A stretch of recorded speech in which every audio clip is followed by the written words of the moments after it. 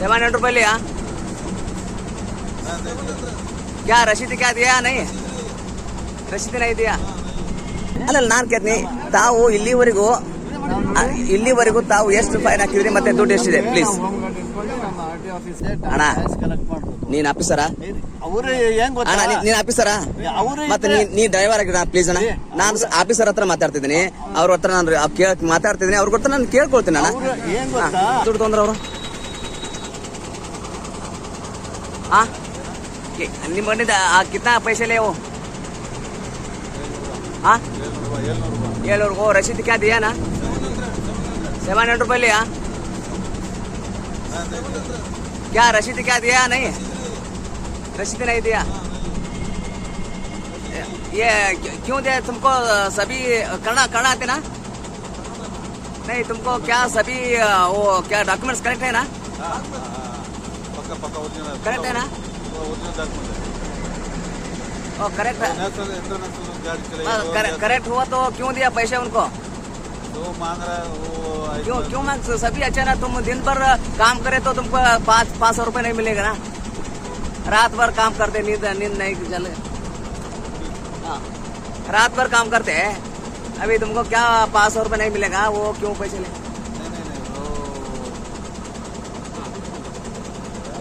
अल्लाह रात भर तुम मेहनत करते घर भी नहीं चलता तुमको 500 रुपये नहीं मिलेगा वो क्यों काम करेगा ना पैसा मिल जाएगा नहीं तो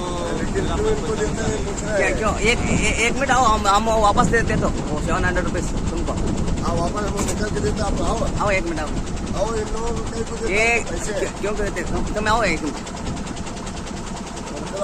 आपको पैसे वापस कर दूंगा एक मिनट आओ एक मिनट भाई तुम पैसे वापस देते हो तो एक बार आओ क्या इसमें क्या है तुमका गलती है क्या डॉक्यूमेंट्स है सभी है ना वो ऐसा तरफ से कुछ नहीं होगा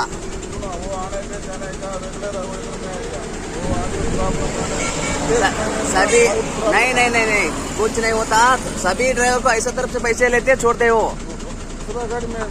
नहीं हम बोलेगा तुम्हारा पैसा तुमको मिलेगा नहीं हम बोल रहे ना ಇಲ್ಲಿವರೆಗೂ ತಾವು ಎಷ್ಟು ಕೇಸ್ ಮಾಡಿ ಮಾಡಿ ಮಾಡಿ ಮಾಡಿ ತಮ್ಮಲ್ಲಿ ಮಾಡಿ ಸರ್ ಅಲ್ಲ ನಾನು ಕೇಳ್ತೀನಿ ತಾವು ಇಲ್ಲಿವರೆಗೂ ತಾವು ಎಷ್ಟು ಫೈನ್ ಹಾಕಿದ್ರಿ ಮತ್ತೆ ದುಡ್ಡು ಎಷ್ಟಿದೆ ಪ್ಲೀಸ್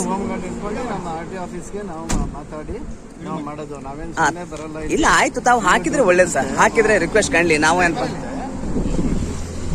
ಸರ್ ನಾನು ಕೇಳ್ತೇನೆ ಇಲ್ಲಿವರೆಗೂ ತಾವು ಎಷ್ಟು ಕೇಸ್ ಹಾಕಿರಿ ತಮ್ಮ ಹತ್ರ ದುಡ್ಡು ಎಷ್ಟಿದೆ ಪ್ಲೀಸ್ ನಾವು ವಿದೇಶದಲ್ಲಿ ಇಲ್ಲಿ ಲೋಕಲ್ ಅಣ್ಣ ಅದಕ್ಕೆ ಹೇಳ್ತಾ ಇರೋದು ಅವ್ರು ಮುಖ್ಯ ಅಲ್ಲಿ ನಾನು ಕೇಳ್ತಾ ಇರೋದು ಯಾಕೆ 700 ತಗೊಂಡು ಬಿಡೋದು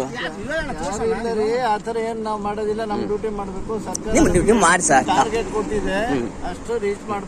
ಪ್ಲೀಸ್ ಮಾಡಿ ಆದ್ರೆ ತಮ್ಮಲ್ಲೇ ನಾನು ಕೈ ಮುಗಿದು ಕೇಳ್ತೀನಿ ಆತರ ನಡ್ಕೋಬಾರ ಅಣ್ಣ ನೀನ್ ಆಫೀಸರಾ ಅಣ್ಣ ನೀನ್ ಆಫೀಸರಾ ಮತ್ತೆ ನೀ ಡ್ರೈವರ್ ಆಗಿರ ಪ್ಲೀಸ್ ಅಣ್ಣ ನಾನು ಆಫೀಸರ್ ಹತ್ರ ಮಾತಾಡ್ತಿದ್ದೀನಿ ಅವ್ರ ಹತ್ರ ನಾನು ಮಾತಾಡ್ತಿದ್ದೀನಿ ಅವ್ರ ಹತ್ರ ನಾನು ಕೇಳ್ಕೊಳ್ತೀನಿ ಅಣ್ಣ ಅದೇ ಸರ್ಗೆ ಕೇಳ್ತೀನಿ ದಯವಿಟ್ಟು ಆತರ ಮಾಡಿದ್ರೆ ಮಾಡಬಾರ್ದು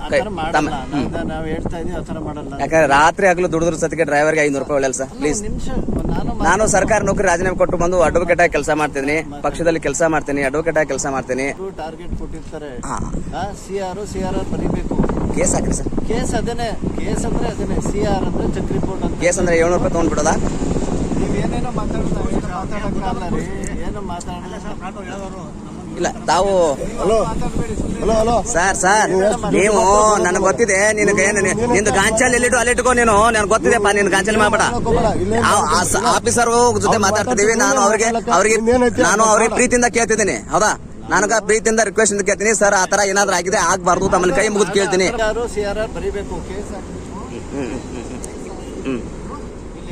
ಆಯ್ತು ಆತರ ದಯವಿಟ್ಟು ಆಗಿದ್ರೆ ದಯವಿಟ್ಟು ಗೌರವದಿಂದ ನೀವು ತಮ್ಮ ಕೆಲಸವನ್ನ ಮಾಡಿ ನಾನು ಇದನ್ನ ತಮ್ಮ ಹೆಸರು ಏನು ಗೊತ್ತಾಗಲ್ಲ ಜಗದೀಶ್ ಅವರೇ ನಾನು ಈ ತರ ಬದುಕಿನಿಂದ ಬೇಡ ಅಂತೇಳಿ ಜಾಬ್ ರಿಸೈನ್ ಮಾಡಿ ಬಂದು ಅಡ್ವೊಕೇಟ್ ಆಗಿ ಕೆಲಸ ಮಾಡ್ತೀನಿ ತಮ್ಮಲ್ಲಿ ಕೈ ಮುಗಿ ಕೇಳ್ಕೊಳ್ಳೋದು ಆತರ ಏನಾದ್ರೂ ಆಗಿದ್ರೆ ದಯವಿಟ್ಟು ಮಾಡ್ಬಿಟ್ಟು ನಾನು ಕೈ ಮುಗಿ ಆ ಥರ ಇಷ್ಟನ್ನ ತಮ್ಮಲ್ಲಿ ರಿಕ್ವೆಸ್ಟ್ ಮಾಡೋದು. ಆ ಥರ ಮಾಡ್ತಾ ಇಲ್ಲ ರೀ. ಆ ಥರ ನಾವೇನು ಅದು ನಮ್ಮ ಡ್ಯೂಟಿ ಟಾರ್ಗೆಟ್ ಕೊಟ್ಟಿದ್ದಾರೆ. ಕೇಸು ಮತ್ತೆ ಸಿ ಆರ್ ಬರೀಬೇಕು, ಮತ್ತೆ ಇಷ್ಟು ರೆವಿನ್ಯೂ ಕಲೆಕ್ಟ್ ಮಾಡಬೇಕು ಆಫೀಸ್ದು.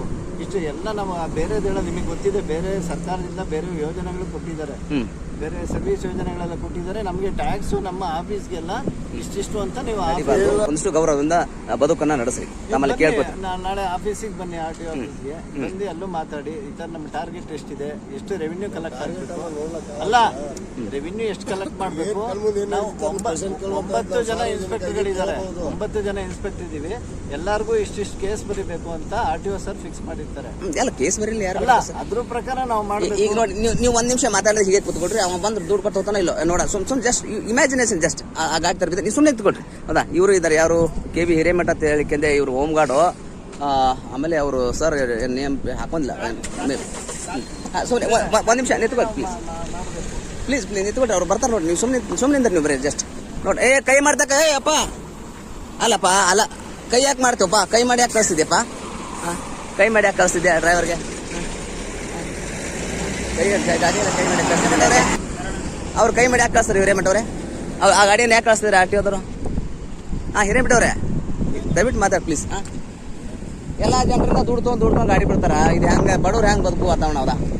ಈಗ ನಾನು ವಕೀಲ ಕೆಲಸ ಮಾಡೋದು KRS ಪಟ್ಟಿಯಲ್ಲಿ ಅಂತೀನಿ. ದುಡ್ಡು ತೊಗೊಂಡು ಬಿಡ್ತಾರೆ, ಪ್ರತಿಯೊಂದು ಗಾಡಿ 700-800 ತೊಗೊಂಡು ಬಿಡ್ತಾರೆ.